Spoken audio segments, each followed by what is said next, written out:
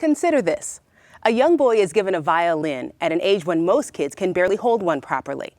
Of course, like most kids, he doesn't always want to practice that violin. Flash forward several years, and that young boy is now a young man who is world-renowned as a classical violinist. He refers to himself as an Asian cowboy and plays that violin like a rock star. How did he get from A to B? We're about to find out. I'm Yvonne Greer, and Charles Yang is my guest on Consider This.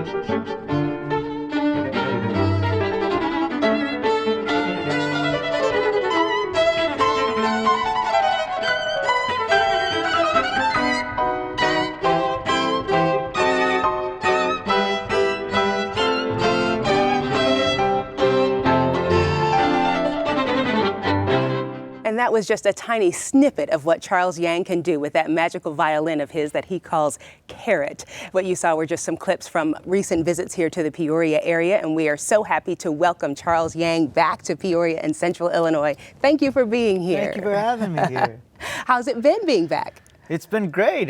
I've got to go out in the community and really get to know the town, the community of Peoria. You know, got to see a lot of kids. Went and played at the hospital, and yeah. Well, we thank you for that, because sometimes stars come into town and they do what they came to do and then they leave. So we're glad you've had a chance to experience Central Illinois hospitality. Yeah. Thank you for that. So how old were you when your mom put that violin in your hand? I was 3 years old. 3? Yeah, I was 3 years old.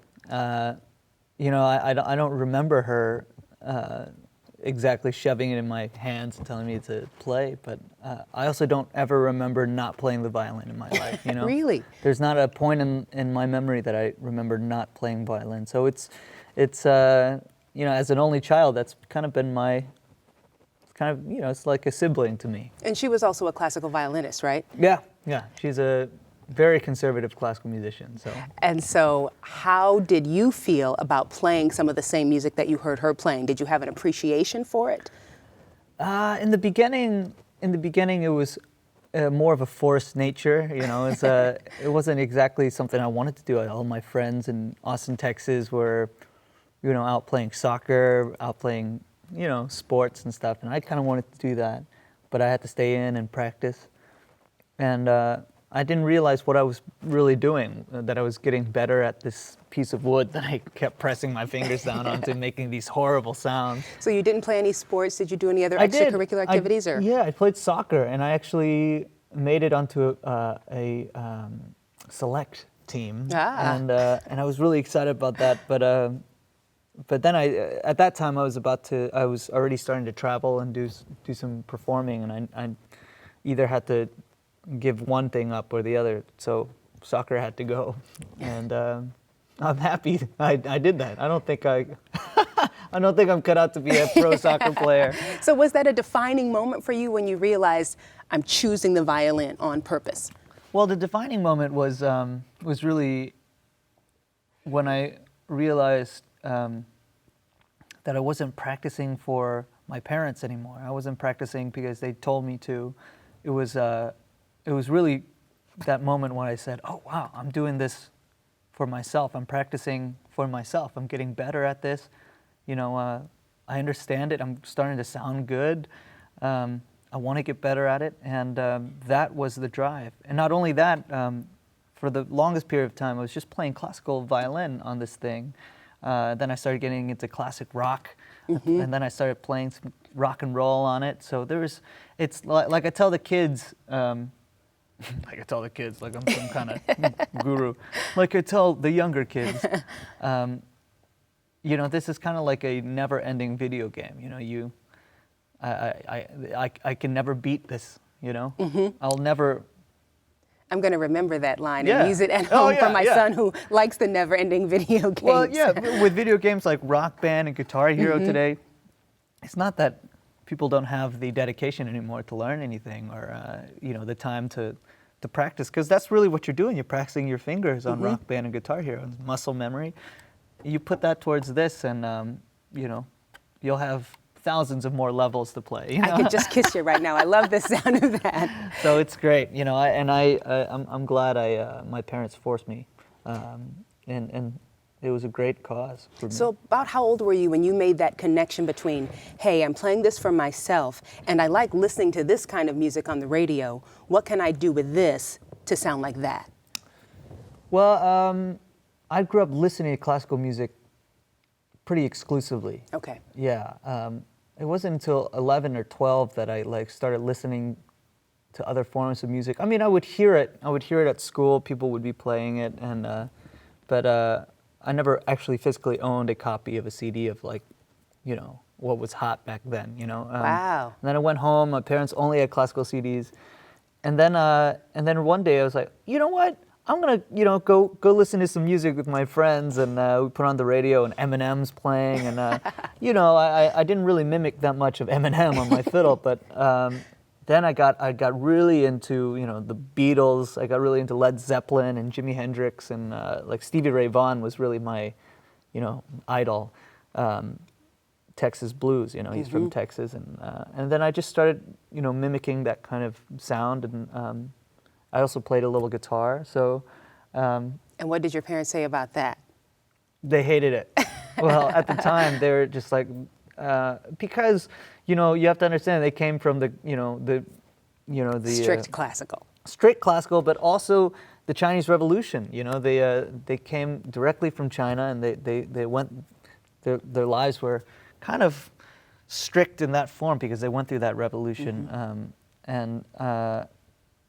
So you know, I totally understand how strict they were, but they at the time they were saying, you know, don't waste your time on that. Practice more of this, practice more of that, and I did. I did as well. But I also love to try to merge music. None of my friends understood what I did, you know. Well, you do it so very well, and we should let folks know that there are several YouTube videos out there available of you blending your classical talents with some traditional rock songs, and it is fantastic. I mean, you sing, you play the violin, you play the guitar, and in some of your videos, I watched one where you actually created new beats and you made a video and a whole song while driving in a car. Oh, yeah.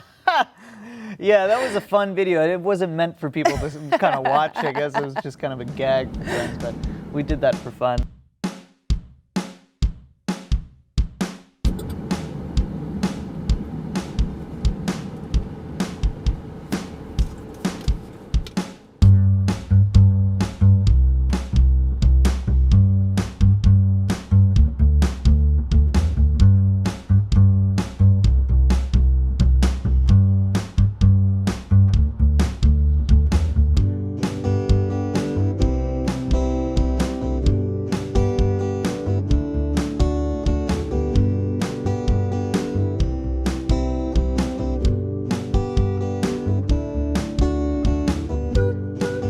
Yeah, that was fun. And actually, Mike, the bass player in that video, is now the bass player of Steve Colbert and The Late Show. Oh, wonderful. With John Batiste. So we may see you there soon, too. Well, we'll see.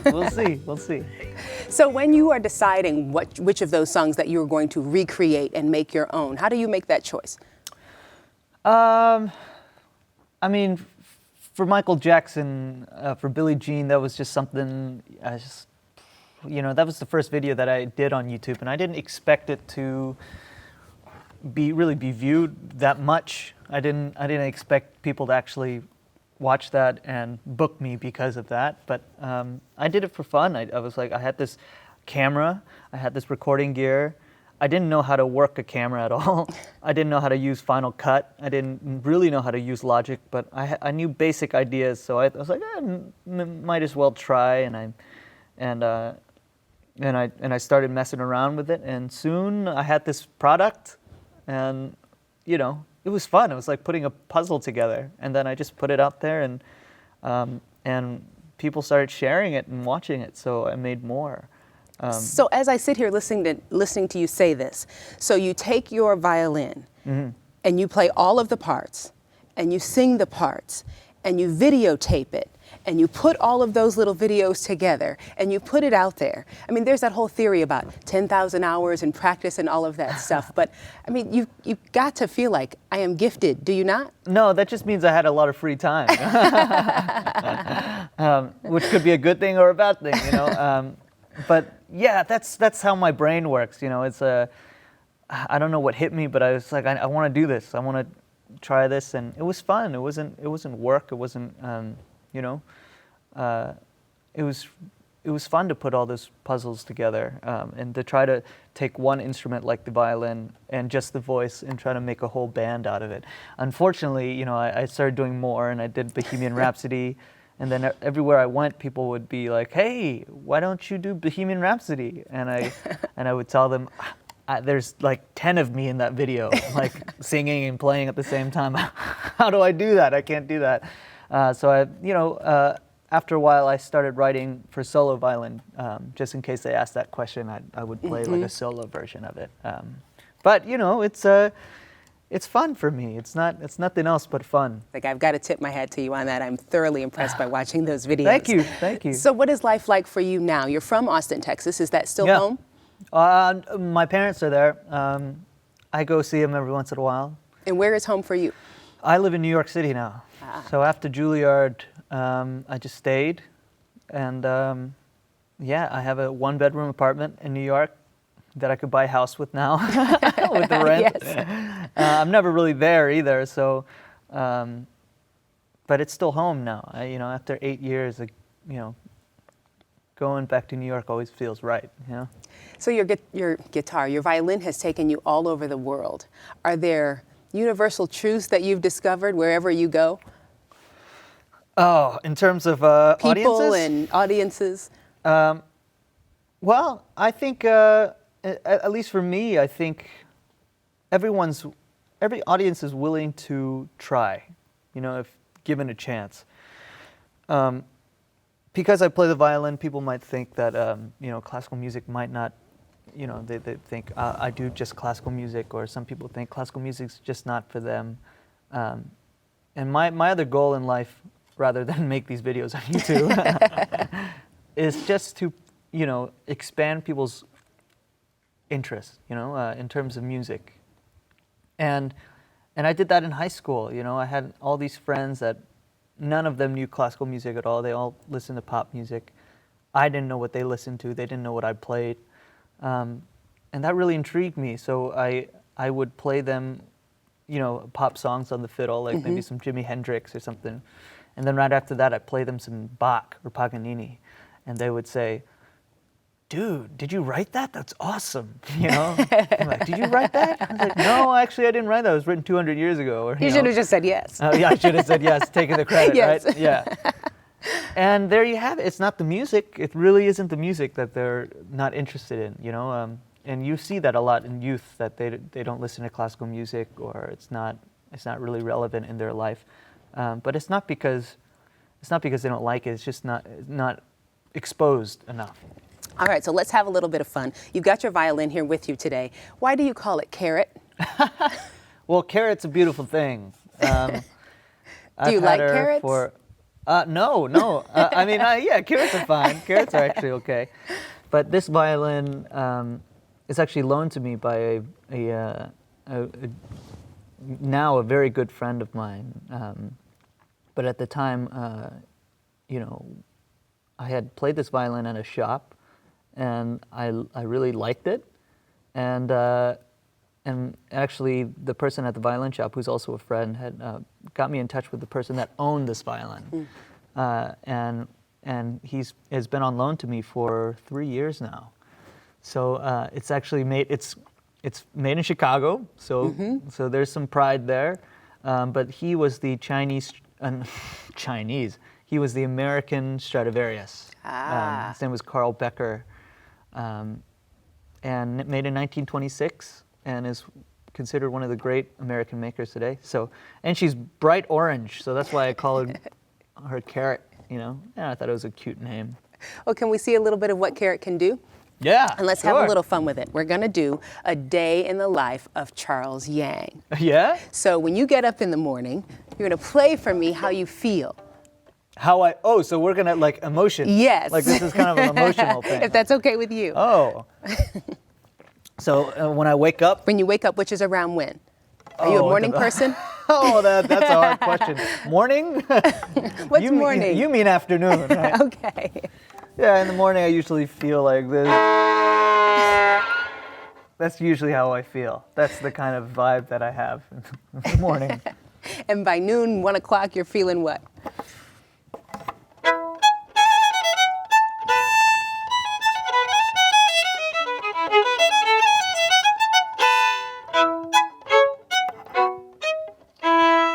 It's a perfect day out and you're going to get to go do your favorite thing, which is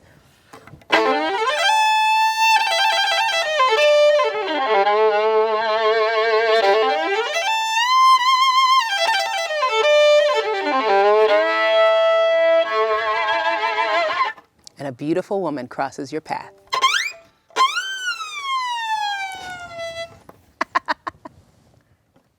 But she doesn't look your way. It's time to eat. Short and simple on the eating. Do you cook? I know that we have one thing in common that you would probably never ever guess. Doing dishes. How do we feel about that?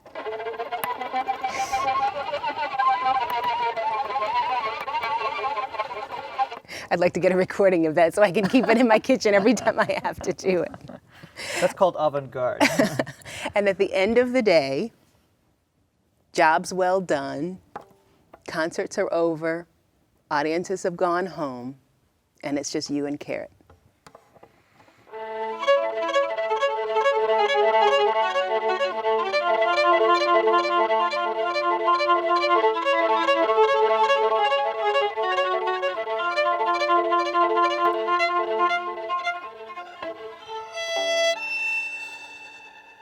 Oh, you're going to make me cry. Don't make me do it. That's beautiful. Thank you so much. That was fun. Thank you. That was unexpected, but better than my voice, I think. So tell me a little bit about your travels. How much are you traveling? Is it what you enjoy most about doing is traveling the world over with your violin? No, people think it's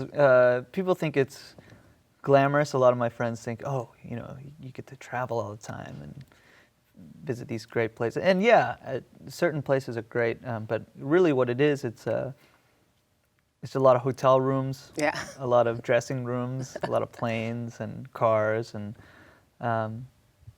yeah, that kind of that's the kind of lifestyle that I have to a lot of artists have to deal with if they're going to be traveling musicians. But that's just the part of it, and it is exhausting. You go back to New York, you go back home, and you can really feel it once you go home. But the adrenaline is there when you're on the road, Mm-hmm. and I love that. I love performing with different people. New collaborations are always. Who are some of your favorites? Of my collaboration, well, I can't really say. That would be, that'd be unfair. Hard to choose. It's hard to choose. Who But would you there's like too to many. collaborate with that you have not yet? Ooh, there are tons of people I'd love to. I mean, people that inspire me. Let's say in the pop world is people like John Mayer. I think as a musician, he has really changed. He has really changed the pop music scene. He brought in people. Listening to pop music, he gave them pop music, but then he gave them blues. And then from there, young people that might not have known blues got to know who B.B. King was, Buddy Guy. That's the kind of, entrepreneur-like thing that I think I'd like to do with the violin. So people like that always inspire me a lot. Would you play us out with something special to you? Sure. Awesome. Piece called Loopy, and I'll, plays out. Charles Yang.